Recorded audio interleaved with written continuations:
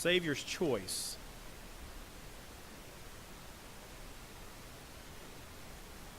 Another thing that I cannot understand, and I'm sure you have struggled with it as well,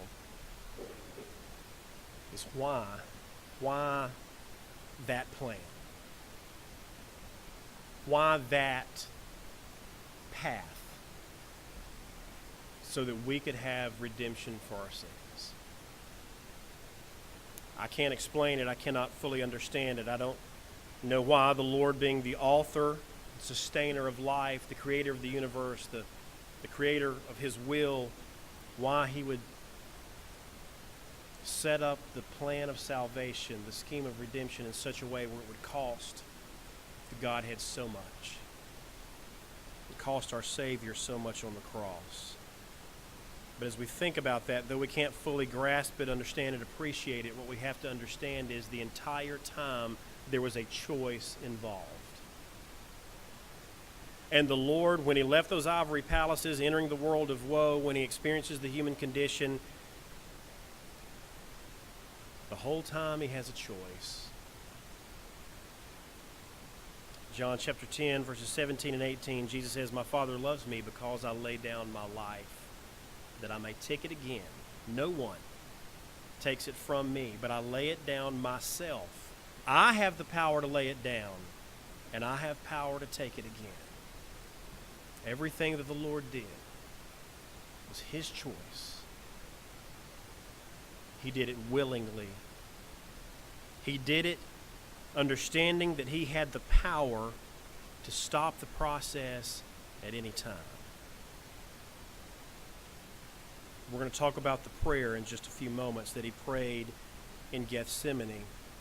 And some people maybe confuse a little bit the Lord's free will when they read that prayer if they've not spent some time contemplating what's going on. When Jesus says, "Lord, if it will, allow this cup to pass from me," but then the rest of the prayer answers the question, "Not my will, but yours be done." I'm allowing you to be in control of everything that happens from this point on. I'm submitting to your will. Though my flesh is prompting a desire within me to not finish the race, the course, the path that has been set out for me, I am submitting freely, willingly to your will, not my will, but yours be done. He clarifies this in Matthew chapter 26 and verse 53 when Peter, misunderstanding what is going on, misunderstanding what Jesus is voluntarily allowing to be done to him, Peter tries to fight for the Lord, cutting off the right ear of the servant of the high priest Malchus. And Jesus, in his response to him, in verse 53, "Do you think that I cannot now pray to my Father?" So Jesus is moving beyond the prayer in the garden. He says, "Do you not think that I can pray right now a new prayer?" And that prayer being, "Deliver me." And he not provide me with 12 legions of angels? Jesus is letting Peter know in a way that he can understand, but allows us to see 2,000 years later, looking back on the scene, the fact that Jesus had the power to alter the words of that prayer and say, "Lord, I am now reclaiming my authority as an equal member of the Godhead, and I'm calling an end to this process." All the Lord would had to have done is whisper in his mind 2 words, and everything that mob intended to do to him would have stopped on a dime.